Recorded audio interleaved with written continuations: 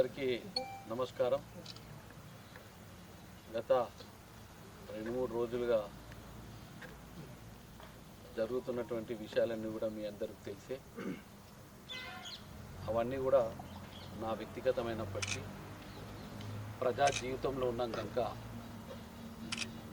ముఖ్యంగా పాల్కొండ ప్రజలకు గత 2 రోజులుగా నాకు మద్దతు ఇచ్చినటువంటి కాంగ్రెస్ పార్టీ కార్యకర్తలకు, పార్టీ శ్రేణులకు మరియు ఇతర పట్టణ మిత్రులకు, పాల్కొండ నియోజకవర్గ ప్రజలందరూ ఎవరైతే నాకు మద్దతు ఇచ్చారో వారికి కృతజ్ఞత తెలుపుతూ, వారికి ధన్యవాదాలు తెలుపుతూ, ఆ కష్ట సమయంలో నాతో చేదోడి వాదోడిగా ఉండి నాకు ధైర్యాన్ని ఇచ్చి ఫోన్లో ఏం భయపడకు, నువ్వు తప్పు చేయవు, నువ్వు ఖచ్చితంగా బయటకు వస్తావు, ఇబ్బంది పడకని ధైర్యం ఇచ్చినటువంటి వాళ్ళందరికీ కూడా మరొకసారి ప్రత్యేక ధన్యవాదాలు చెప్తూ, మరి వారందరూ కూడా ఇవ్వాల్సింది ఉంది కాబట్టి ఈరోజు నాకు మరియు నా సంస్థకు దాంతోపాటు కాంగ్రెస్ పార్టీకి జరిగినటువంటి నష్టాన్ని ఏ తప్పు చేయకుండా పూడ్చుకోవాల్సిన బాధ్యత నా మీద ఉంది కనుక మరి ఈ మీడియా ద్వారా, సాంఘిక మాధ్యమాల ద్వారా ప్రజలకు చెప్పాలనే ఉద్దేశంతో మీ అందరిని కూడా కలవడం జరుగుతుంది. ఈరోజు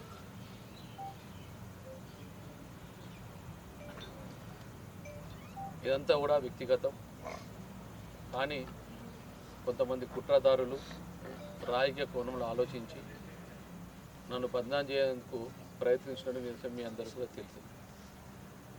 ఈ విషయం కోర్టులు ఉంది, దీన్ని ఎక్కువ మాట్లాడద్దు.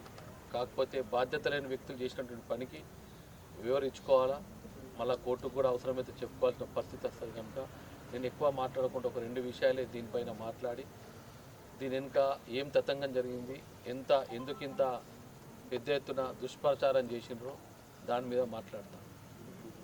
ముఖ్యంగా బస్సుల మీద 5% స్లాబ్ ఆర్ 12 లేదా 12% స్లాబ్ ఉంటుంది. ఒకవేళ 12% స్లాబ్ పెట్టుకుంటే కస్టమర్ నుంచి 12% కలెక్షన్ చేసి ఏవైతే వస్తువులు మనం కొంటామో ఆ వస్తువుల ద్వారా ఏదైతే జిఎస్టీ కడతామో దాన్ని క్రెడిట్ తీసుకోవచ్చు, మాఫీ చేసుకోవచ్చు అనే ఉద్దేశంతో గవర్నమెంట్ 12% వసూలు చేసుకొని 12% కట్టే దాంట్లో మనం ఏవైతే వస్తువుల ద్వారా ఇతర కంపెనీలకు జిఎస్టీ కట్టామో ఆ జిఎస్టీతో రాబట్టుకోవచ్చు అనే ఉద్దేశంతో తెలంగాణలో 12% ఛార్జ్ చేయడం జరిగింది. మరి జిఎస్టీ వ్యవస్థలో ఈ రాష్ట్రంలో 12% వేస్తే పక్క రాష్ట్రాల్లో 12% వేయాలని ఇక్కడ ఖచ్చితంగా లేదు, 5% వేసుకోవచ్చు అనే నిబంధన ఉంది. మరి ఆ నిబంధనకు లోబడి రాష్ట్రంలో 5% 12% ఛార్జ్ చేస్తూ పక్క రాష్ట్రాన్ని మహారాష్ట్ర కానీ, కర్ణాటక కానీ, గుజరాత్ కానీ, పూణే కానీ, అహ్మదాబాద్ కానీ, మధ్యప్రదేశ్ కానీ, మహారాష్ట్ర కానీ, ఛత్తీస్గఢ్ కానీ, ఒరిస్సా కానీ ఇక్కడ రాష్ట్రంలో వ్యాపారం చేసిన 5% వేసుకునే వెసులుబాటు జిఎస్టీ మనకు కల్పించింది. మరి దాంట్లో భాగంగా ఇక్కడ 12% వేస్తూ పక్క రాష్ట్రంలో 5% ఛార్జ్ చేసి గవర్నమెంట్ కూడా టైం టు టైం చెల్లించబడుతుంది. కానీ కొంతమంది అత్యుత్సాహం వల్ల 5% కాదు నువ్వు 12% కట్టాలని చెప్పి 28 కోట్ల లెక్కబట్టి నువ్వు కట్టాలని అడిగింది. నా ఇంటికి నాకు నోటీసులు పంపించింది. ఒక బాధ్యత గల వ్యక్తిగా నేను నోటీస్కు ఆ కంపెనీకి మేనేజర్, డైరెక్టర్, మరి నేను నా కుటుంబమే 100% షేర్ హోల్డర్ కనుక బాధ్యతాయుతంగా నేను వివరణ ఇవ్వాల్సిన అవసరం ఉంది అధికారులకు కనుక నేను 6వ తారీఖు నాడు ఉదయాన్నే వారి ఆఫీస్కి వెళ్ళి వాళ్ళు 11 గంటలకు రమ్మంటే 10:30 గంటలకు వెళ్ళి వాళ్ళ ఆఫీస్లో కూర్చోవడం జరిగింది. ఉదయం 11 గంటలకు రమ్మన్న వాళ్ళు 11:30కు వచ్చి 11:45 విచారణ ప్రారంభించి రాత్రి 10:45 విచారణ చేసిన అనంతరం ఒక రూమ్లో పిలిపించి మీరు ఇక్కడ కూర్చోండి అని చెప్పి నేను అరెస్ట్ చేస్తున్నామని తెలియజేసి అడిగింది. నేను అప్పుడు వాళ్ళకి చెప్పిన నేను చేసిన తప్పేంది, మీరు అరెస్ట్ ఎట్లా చేస్తాను, నాకు నోటీస్ ఇవ్వాలా, నా వివరణ తీసుకోవాలా, కట్టగలుగుతా లేకుంటే కోర్టుకు వెళ్ళే వెసులుబాటు నాకు చట్టం కల్పించింది. మీరు నా హక్కులను కాలు రాస్తున్నారు, నేను ప్రజా జీవితంలో ఉన్నా, నేను తప్పు చేయకుండా తప్పు చేసే విధంగా మీరు ప్రవర్తిస్తుంది, నేను ఎంత మాత్రం మంచిది కాదని వాళ్ళని కోరడం జరిగింది. నా యొక్క విన్నపాన్ని పెట్టిన వారు తెల్లారి 11 గంటల కోర్టులో ప్రవేశపెడితే జడ్జి గారు క్లియర్గా చెప్పిండ్రు, ఒక మనిషిని మీరు పాడు చేస్తున్నారు, అరెస్ట్ చేయడం అంటే మీరు 28 కోట్లు కట్టాలన్నప్పుడు 28 కోట్లు ఏ విధంగా నిర్ధారించారు అనే వివరణ అడిగితే వాళ్ళ దగ్గర వివరణ లేకుండా పోయింది. సో జడ్జి గారు ఒక గంట మా అడ్వకేట్ సురేందర్రావు గారు సురేందర్రావు గారు గంట వాదోపాదాలు విన్న తర్వాత కోర్టు రిజర్వ్ చేసి సాయంకాలం 4:45 ఏదైతే రిమాండ్ జిఎస్టీ అధికారులు నన్ను ప్రవేశపెట్టారో జైలు పంపే ఉద్దేశంతో ఈ రిమాండ్ని కొట్టివేస్తూ నాకు ఇంటికి పంపించే విధంగా ఆ కోర్టు నిర్ణయం తీసుకున్నది. మరి వారి నిర్ణయంతో ఈ అమౌంట్ ఏదైతే 28 కోట్లు కట్టాలుందో ఇది కట్టాల్సిన అవసరం లేదు, ఇప్పుడే మీ ముందట ట్రయల్స్ ఉంటాయి, అది అంతుంటే తర్వాత నిర్ధారిస్తాం, కానీ ఇప్పుడు ఈయన అరెస్ట్ చేయాల్సిన అవసరం లేదని చెప్పి నాకు ఇంటికి పంపించడం జరిగింది. నేను ముఖ్యంగా కర్మని ధర్మాన్ని నమ్మినోని, నాకు ఎందరు మంది నీకు బెయిల్ రాదని చెప్పినప్పుడు కూడా బెయిల్ ఖచ్చితంగా, అంటే బెయిలే కాదు రిమాండ్ ఇవ్వనని చెప్పి మనసులో ధైర్యంతోనున్నా నాకు ఖచ్చితంగా ఆ కర్మ ఆ ధర్మం నాకు ఫలితాన్ని ఇచ్చి నా రిమాండ్ కొట్టేసినందుకు మరి నాతో ధైర్యాన్ని ఇచ్చినటువంటి కార్యకర్తలందరికీ పాల్గొన్న ప్రజలందరూ కూడా నేను పేరున ధన్యవాదాలు తెలియజేస్తున్నా. మరి ఇంత ఒక అరెస్టు వెనుక ఇట్లా ఎన్నో అరెస్టులు జరుగుతాయి, ఒక అరెస్టు వెనుక ఇంత ఎందుకు జరిగిందో ఒకసారి మీరు ఆలోచించుకోవాలి. ఉదయం నుంచే నా వెనుక ప్రెస్, ముఖ్యంగా టీ న్యూస్, ఇక్కడ ఉందో లేదో నాకు తెలియదు కానీ టీ న్యూస్, నేను హాస్పిటల్కి వెళ్తే ముందు ఒక్కోడు వెనుకొక్కోడు, కోర్టుకి వెళ్తే ముందెక్కోడు, అన్ని గేట్ల దగ్గర ఒక్కోడు. నమస్తే తెలంగాణ పత్రికలో పతాక శీర్షికల్లో ఆరెంజ్ ట్రావెల్స్ అధినేత కన్నా ఎక్కువ కాంగ్రెస్ పార్టీని బద్నాం చేసే ప్రయత్నం, కాంగ్రెస్ పార్టీ ఇన్ఛార్జు అరెస్టు, 28 కోట్లు కొల్లగొట్టిండు, దోపిడీ చేసిండు, తిన్నాడు అనే ఆరోపణ. మరి బెయిల్ వచ్చినాక చూస్తే గేట్ ముందట ఇవ్వలేడు, అందరు మాయమార్కెళ్ళి టీ న్యూస్ అనేటోడు అక్కడ లేడు. కేసు ఎప్పుడైతే రిమాండ్ కొట్టివేసిండ్రో కొట్టివేసిన తర్వాత టీ న్యూస్ అక్కడ పత్తకు లేకుండా పోయింది. మరి టీ న్యూస్ ఒకటే కాదు, బాల్కొండ నియోజకవర్గంలో కూడా ఈ సాంఘిక మాధ్యమాల్లో ఎంత ఉధృతంగా నడిచిందో మనందరం కూడా చూసినాం. దీని ఇంకో కారకులు ఎవరో మనందరికి కూడా తెలుసు. మొత్తం టీఆర్ఎస్ పార్టీ రాష్ట్ర వ్యాప్తంగా దీని ఒక క్యాంపెయిన్గా నడిపింది. దీనికి కారణం ఎవరో మనకు తెలుసు. అనునిత్యం నన్ను బదనాం చేయాలా, కాంగ్రెస్ పార్టీని బదనాం చేయాలనే కానీ మరి కోర్టు తీర్పు వెలువడించే వరకు ఓపిక లేకుండా పోయింది. కోర్టు తీర్పు వచ్చిన తర్వాత పత్తకు లేకుండా పోయింది, ఎక్కడొక్కడ ముడుచుకొని పండుకున్నారు.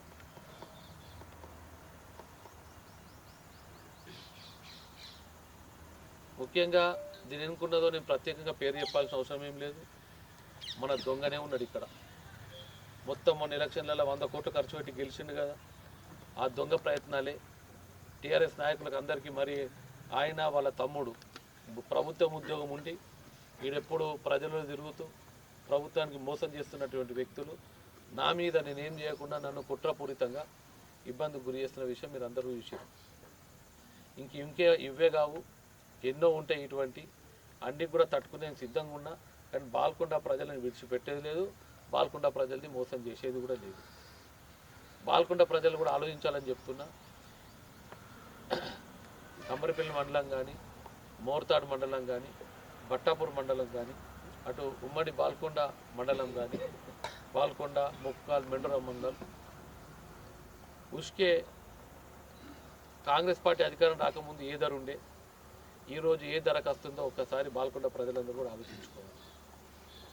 గతంలో 4,500 నుంచి 6,000 రూపాయలకు ఒక ట్రాక్టర్ ఇసుక అమ్మేవారు. నేడు కాంగ్రెస్ పార్టీ అధికారంలోకి వచ్చిన తర్వాత ప్రత్యేకంగా నేను చొరవ తీసుకొని దాన్ని 2,600 నుంచి 3,700కే నియోజకవర్గంలో ఎక్కడైనా సప్లై చేయడం జరుగుతుంది.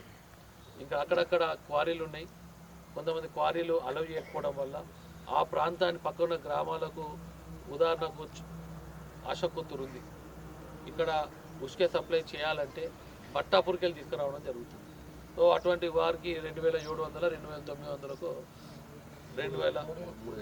3000 రూపాయలకు ఇవ్వాల్సిన పరిస్థితి ఏర్పడేది. ఎందుకంటే బట్టాపూర్ ఎక్కడ, ఆశకొత్తూరు ఎక్కడ, పక్కకు ఉన్నటువంటి గ్రామాలు ఉన్నప్పటికీ కానీ అక్కడ ఉన్నటువంటి ప్రత్యేక పరిస్థితుల వల్ల ఆ గ్రామస్తులు మా భూగర్భ జలాలన్నీ కూడా ఇబ్బంది పరిస్థితి ఉంది కనుక వాళ్ళు అలవ్ చేస్తలేరు. వారికి కూడా ఎటువంటి ఇబ్బంది పెట్టే పరిస్థితులు లేవు. మీకు ప్రత్యేక పరిస్థితులలో 3000 వరకు ఇవ్వడం జరుగుతున్నది. గతంలో వాళ్ళు 6000 రూపాయలు కొనుక్కునేవారు. ఇల్లు కట్టుకున్న వాళ్ళందరూ సంతోషంగా చెప్తున్నారు. అయితే ఈ క్రమంలో ఇంత అన్యాయంగా ఉన్నటువంటి న్యాయంగా సరిదిద్ది తక్కువ రేటుకి అందిస్తుంటే అదే నమస్తే తెలంగాణ పేపర్లో మాఫియా నడుస్తున్నది, గ్రామస్తులకు 60,000 ఇస్తున్నారు. మరి గ్రామస్తులకు 60,000 ఇవ్వండి, వాళ్ళైతే నడపరు కదా, వాళ్ళ ఊర్లో కూడా అభివృద్ధి కార్యక్రమాన్ని నడిపించుకోవాలి కదా. 60,000 ఇస్తే అదొక మాఫీగా చిత్రీకరిస్తున్నారు. 900 రూపాయలు వీళ్ళు తీసుకుంటున్నారు. నెక్స్ట్ ఎలక్షన్కి అంటారు. మరి నెక్స్ట్ ఎలక్షన్కు నేను 900 రూపాయలు తీసుకుంటే లోడింగ్ ఎవరు చేస్తారు? అలా కొడుకు డాక్టర్ వచ్చిన లోడింగ్ చేస్తారా? లేకుంటే ఆయన బిడ్డను పంపించి లోడింగ్ చేస్తారా? ఆయన ఎవరు లోడింగ్ చేస్తారు? అక్కడ రోడ్లు ఓపియాల వాళ్ళు ఎవరు రోడ్లు ఓపిస్తారు? అనవసరంగా రాజకీయాలన్నీ మంచి లేవు, పాడైపోయినాయని మాట్లాడుతూ మంది దగ్గరికి మార్కులు కొట్టుకునే పని చేస్తాడు. ఆయన ఇక్కడేమో చేసేటేమో చెప్పేటి అని ధర్మసూక్తులు, చేసేటి అని దొమ్మర పనులు ఉన్నాయని నీతులు మాట్లాడతాడు. ఈయనేమో తప్పులు చేస్తాడు. రాజకీయాలు పాడైనోడివి, పాడైపోయిన మాట్లాడేటోడికి నువ్వు ఎట్లా నిన్న జరిగినటువంటి విషయాన్ని సాంఘిక మాధ్యమాల ద్వారా నీ యొక్క చెంచా పేపర్ల ద్వారా పత్రికల ద్వారా చెప్పిస్తాం. ఇంత నిజాయితీగా ఉష్కే తక్కువ ధరకు ప్రజలకు అందిస్తుంటే దాన్ని వక్రీకరించి ఎందుకు మాట్లాడుతావు? అంటే నువ్వు చేసేటి రాజకీయాలు చెడిపోలేవా? చెడగొట్టేటోడి నువ్వు. నీకు అన్యాయం జరిగిపోయేసరికి తెలివిమంతులు నీ కోటేసరికి వాళ్ళని కోపంకి వస్తావు, వాళ్ళ మీద తప్పు మాట్లాడుతావు, రాజకీయాలు చెడిపోయినా అంటావు. ఇప్పటికైనా సరిచేసుకో, ఇటువంటి తప్పు పనులు మానుకో. నువ్వు చేసిన దోపిడీ అంతా ఇంత కాదు. మొన్న ప్రత్యేకంగా బాల్కొండ ప్రజలు చూసిండ్రు నిన్ను. ఒక 15% ప్రజలు నీ యొక్క దొంగ డబ్బులకు ప్రభావితమైంది కనుక మేము ఓడిపోయినా, నువ్వు గెలిచిన ఫలితాలని తారుమారని. ఒకవేళ అదే ప్రజలు 15 ప్రజలు, మన దేశంలో కొద్ది అక్షరాస్యత ఉంది, ఇంకా ఆలోచన లేని శక్తులు ఉన్నాయి. అటువంటి వారి వల్లనే ఓటమి చెందిన 80% మంది, అంటే నీ పార్టీకి అభిమానులు నీ పార్టీకి ఉన్నారు, నాకున్న వాళ్ళు నాకున్నారు. తటస్థులందరూ కూడా 80% మంది మా వైపు ఉన్నప్పటికీ 15% ప్రభావితం కావడం వల్ల ఈ యొక్క ఫలితం తారుమారైంది. సో ఈ క్రమంలో నువ్వు పెద్ద ఉద్ధరించినట్లు దోపిడీ ధనాన్ని అంతా కూడా మాపై వెచ్చించి ఈరోజు కూడా ఎంత దోపిడీ చేస్తున్నావో మనందరికి కూడా తెలుసు. ఉష్కే తక్కువ ధరకు అందిస్తే వాళ్ళని ఎంఆర్ఓని ఫోన్ చేసి బెదిరిస్తావు. నువ్వు ఎక్కడ దోపిడీ చేయలేవు. మిషన్ భగీరథ పైపుల ఫ్యాక్టరీలు పెట్టుకున్నావు, పైపులు వేసినావు లేదు, బిల్లు చెప్పుకున్నావు. పాత ట్యాంకులకు రంగులేసి బిల్లు చెప్పుకున్నావు. చెక్ డ్యామ్లన్నీ కట్టినావు. చెక్ డ్యామ్లన్నీ కట్టి ప్రజల అవసరాలకు కాకుండా నీ అవసరంకు, నీ ధనార్జనకు చెక్ డ్యామ్లను కట్టి మొత్తం ప్రజలను నాశనం చేసినావు. ఎక్కడైతే చెక్ డ్యామ్ కట్టినావో అక్కడ అన్నీ కూడా పంట పొలాలన్నీ నష్టపోయిన పరిస్థితి మనం చూసినాం. ఉదాహరణకు బెజ్జోరా తీసుకొని, గోనుగొప్పల తీసుకొని, వడాపింగల్ తీసుకొని, సుంకెట్ తీసుకొని, మోతే గ్రామం తీసుకొని, ధర్మోరా తీసుకొని, తొర్తి తీసుకొని, నిన్న మొన్న జరిగినటువంటి బడాపింగల్ ఇక్కడ గాండ్లపేట కూడా ఎంత పెద్ద నువ్వు చేసినటువంటి నిర్వాహకం వల్ల ఇటు రైతుల కష్టమవుతున్నది, ఇటు ప్రభుత్వానికి చెడ్డ పేరు వస్తున్నది. నువ్వు చెక్ డ్యామ్ కట్టడం వల్ల అక్కడ ఉన్నటువంటి వరద కాలువకి ఇబ్బంది వచ్చే పరిస్థితి తెచ్చినావు. వరద కాలువ లోపడి నీళ్ళు ఉంటాయి, ఆ వాగుల వరద కాలువ పోయింది, వర్షకాలం నీళ్ళు ఉంటాయి, వర్షకాలం తర్వాత అవుతాయి. నువ్వు ఎట్లా చెక్ డ్యామ్ వల్ల నీళ్ళు నిలిచి ఆ ఒత్తిడి వల్ల వెనకకెళ్ళి ఇటు వరద కాలువ ఉన్నటువంటి నీళ్ళు, బయట ఉన్నటువంటి ఒత్తిడి వల్ల కింద అక్వాడక్టే పాడైపోయింది. ఇప్పుడు దానివల్ల ప్రభుత్వానికి 8 కోట్ల నష్టం. దాంతోపాటు ఏదైతే ఆ వరదకాల నీటి నిల్వ ఉండడం వల్ల మోటార్లతోని తోడుకొని రైతులు వాళ్ళ కాలం గడుపుతున్నారో, వాళ్ళ పంటలు కాపాడుకుంటున్నారో ఆ రైతులకు కూడా ఇబ్బంది వచ్చే పరిస్థితి ఏర్పడ్డది. నీ ధనదాం వల్లనే ఈరోజు ఇదంతా నష్టం జరిగింది. కలెక్టరేట్లు కట్టినావు, కలెక్టరేట్ల కమిషన్ మేము చెప్తలేము, ఇది నేను చెప్తలే, మీ పార్టీ నుంచి బహిష్కృతురాలైన ఎమ్మెల్సీ గారే మాట్లాడుతున్నారు. నువ్వు అక్కడ అమర్జ్యోతిలో డబ్బులు తిన్నావు, అంబేద్కర్ విగ్రహం దగ్గర డబ్బులు తిన్నావు, సెక్రటరియట్లో డబ్బులు తిన్నావు. ఇటు ఆర్ఎన్బి బిల్డింగ్లలో డబ్బులు తిన్నావు, చెక్ డ్యామ్లలో డబ్బులు తిన్నావు, ఒకటే కాంట్రాక్టర్ పెట్టి దోపిడీ చేసినావు, వేరే ఎవరు రానియకుండా ఏ కాంట్రాక్టర్ కూడా బతకనీయలేవు, కాంట్రాక్టర్లందరినీ కూడా మోసం చేసినావు, ఇటు ప్రజలను మోసం చేసినావు, ఇటు రైతులను మోసం చేసినావు. ఇంత చేసినాక కూడా ఇంకా రాజకీయాలు పాడైనాయని మాట్లాడతావు. నువ్వు చేసేటి ఏమో మంచి, ప్రజలు చేస్తేనేమో తప్పు, ఓట్లు లేకపోతేనేమో ప్రజలు తప్పని మాట్లాడుతావు. ఎక్కడ నీతి ఉందో బాల్కొండ ప్రజలందరూ కూడా ఆలోచించుకోవాలని నేను కోరుకుంటున్నా. ఇంత అన్యాయం చేసినావు. నీ పార్టీ అధికారినప్పుడు ఏ విధంగా బాల్కొండ నియోజకవర్గంలో నీ యొక్క గుండాలు ఏ విధంగా పెట్టలేకపోయినరో మనందరం చూసినాం, ఏ విధంగా దోపిడీ చేసిరో మీరు అందరం చూసినాం, ఏ విధంగా గుండాయుధం రాజ్యం వెళ్ళిందో మనందరం చూసినాం, ఏ విధంగా గంజాయి నడిచిందో మనందరం చూసినాం. కానీ మా పార్టీ అధికారంలోకి వచ్చిన తర్వాత మేము ఒక నిర్ణయం తీసుకున్నాం, మేము మా లీడర్లందరూ కూర్చోం, ఎక్కడ కూడా కక్షపూరితమైన రాజకీయాలద్దు, ప్రభుత్వం మనదున్నది, అన్నీ మంచి చేయాలా, ప్రభుత్వం చెడ్డ పేరు తీసుకురావద్దు. సరే వాళ్ళు తప్పు చేసి ఉండొచ్చు, మనం తప్పు చేయలేదని మేము ఓపికే తోడుంటే మా మీద దాడి చేసినటువంటి పరిస్థితి మాకు అవకాశాన్ని కల్పిస్తున్నాం. ఇక ముందైనా ప్రశాంత్ రెడ్డి నువ్వు చేసే దోపిడీని మేము ప్రజలకు చెప్పినాం, కానీ నీ మీద ఏమి కూడా ఇప్పటి వరకు కక్ష సాధించాలంటే మేము కూడా ఎన్నో ప్రభుత్వం మాదింది అన్నీ కూడా ఎంక్వైరీ చేయించిన పరిస్థితి ఉంది. కాకపోతే మేము ఎంక్వైరీ చేయించిన ఉద్దేశంతో లేము. ఉష్కే ఇంత నిజాయితీగా నడుపుతుంటే కూడా నువ్వు మమ్మల్ని బదనాం చేసే ప్రయత్నం చేస్తున్నావు.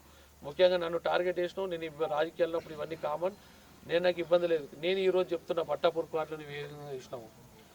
బట్టాపూర్ క్వారీలో 10,000 క్యూబిక్ మీటర్లకు పర్మిషన్ తీసుకొని 5 లక్షల క్యూబిక్ మీటర్లు తోడింది.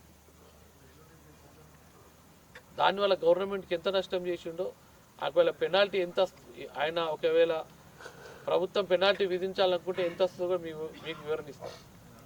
గవర్నమెంట్కు ఒక్క క్యూబిక్ మీటర్కు 75 రూపాయలు రాయల్టీ కట్టాలి.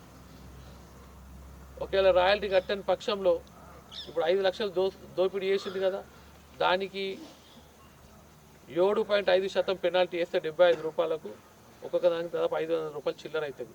5 లక్షల క్యూబిక్ మీటర్లకు ఆయనకు పెనాల్టీ వేయాలంటే 22 కోట్ల రూపాయలు అవుతుంది. అది రాయల్టీ, పెనాల్టీ, కంపెన్సేషన్ ఉంటుంది.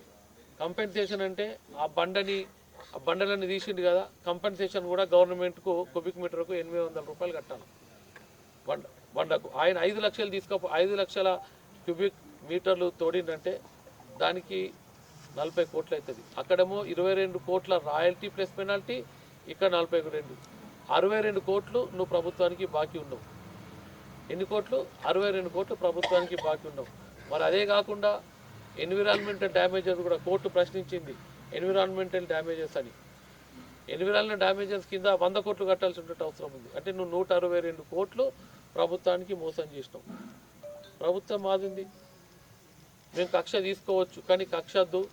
1/2 అయితే 2/3 అవుతాయి, ఇవన్నీ వద్దు, ఎవరిని పాడి చేయొద్దు అనే ఒక సహనంతో ఓపికతో మేము ఇస్తుంటే, ఎక్కడో జరిగిన చిన్నదాన్ని పట్టుకొని నువ్వు ఇంత పెద్ద రాద్ధాంతం చేయడం ఎంతవరకు కరెక్టో నువ్వు దొంగ ఆలోచించుకోవాలి. నువ్వు ఏ తప్పు చేయాలనుకుంటే బట్టాపూర్ నువ్వు చేసిన దోపిడీ మీద నువ్వు తప్పు చేయాలనుకుంటే నువ్వు చర్చకు పెట్టు. ఏ చర్చకు ఎక్కడ రమ్మంటావు నేను వస్తా, కాగితాలు పట్టుకొని వస్తా, నా దగ్గర ఉన్నాయి కాగితాలు పట్టుకొని వస్తా. లేకుంటే నువ్వు బాల్కొండ బట్టాపూర్ ప్రజలకు క్షమాపణ చెప్పు. లేకుంటే నీ పేరు ఏలటి నుంచి బట్టాపూర్ దొంగ అని చెప్పి నిన్ను నామకరణం చేస్తున్నాం. నీ పేరు ఏలటి నుంచి ప్రశాంత్ రెడ్డి కాదు. నువ్వు ఒకవేళ చర్చకు పిలకపోతే బట్టాపూర్ దొంగగా నీ మీద నామకరణం చేస్తుంది కాంగ్రెస్ పార్టీ, బాల్కొండ నియోజకవర్గం, బాల్కొండ ప్రజలని చెప్పి నీకు తెలియజేస్తున్నా. అంతేకాదు, మేము చేసిన ఉష్క పైన ఆరోపిస్తున్నావు కదా, ఉష్క మీద మా మీద ఆరోపణ చేస్తున్నావు కదా, మేము ఎక్కడికైనా చర్చకు పెట్టు, నేనే వస్తా. అది కూడా స్థలం నువ్వే నిర్ణయించు, టైం నువ్వే నిర్ణయించు. నువ్వు ఒక్కడిరా, నేను ఒక్కడిని వస్తా, ఒక 4 పెద్దోళ్ళని పెడదాం, న్యాయం ఎవరు చెప్తారో బాల్కొండ ప్రజలకు తెలియజేద్దాం. ఓపెన్గా లైవ్ ఇద్దాం. లైవ్ పెడతావు కదండి, లైవ్ పెట్టు. మరి ఇసుక దొంగవు నువ్వా, బట్టాపూర్ దొంగవు నువ్వా, ఇసుక దొంగ నేనా, బట్టాపూర్ దొంగ నేనా, ఏదో ఒకటి బాల్కొండ ప్రజల సమక్షంలో నిర్ణయం తీసుకుందాం. నువ్వు సమయము, నువ్వు స్థలము ఈ వారంలో చెప్పకపోతే నీ మీద, నీ పేరు, నీ నామకరణం బాల్కొండ ప్రజలు బట్టాపూర్ దొంగగా నీ మీద నామకరణం చేస్తారని చెప్పి నేను నీకు తెలియజేస్తున్నా. అనేక దోపిడీ చేసి ఏ తప్పు చేయనట్టుగా అమాయకుడుగా ఏదో నీతులు మాట్లాడుతూ ప్రజల దగ్గర మంచి మార్కులు కొట్టే ప్రయత్నం చేస్తారు పెద్దల దగ్గర. ఇవన్నీ మేము విషయాలు చెప్పేసరికి మా పార్టీ పెద్దల దగ్గర పోతాడు, సార్ మేము ఏం తప్పు చేసినాం సార్, నా మీద వ్యక్తిగతంగా మాట్లాడుతున్నారు సార్ ఆయన పోయి హైదరాబాద్లో కంప్లైంట్ చేస్తాడు. చేసేటేమో దొంగ పనులు, అక్కడ పోయి ముసలి కన్నీరు గారుస్తాడు, సార్ నన్ను వ్యక్తిగతంగా తిరుగుతున్నాని. మరి నిన్న నువ్వు చేసింది ఏంది వ్యక్తిగతంగా కాకపోతే?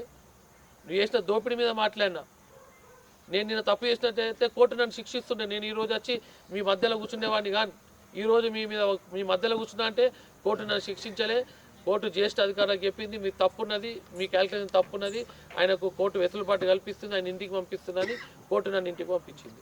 దాన్ని పట్టుకొని ఈయన ఎక్కడ మా బంధువులల్లో మా మిత్రులల్లో ఈ పార్టీ కార్యకర్తలతోని సోషల్ మీడియాలో పేపర్లల్లో ఆయనకు ఉన్నటువంటి సంబంధం వల్ల ఉన్నటువంటి ఛానళ్ళల్లో విపరీతంగా బద్దం చేసే ప్రయత్నం ఏం చేసినా చెంప చెల్లుమనే విధంగా కోర్టు తీర్పు వచ్చినందుకు కోర్టు కూడా ప్రత్యేక ధన్యవాదాలు తెలియజేస్తున్నా.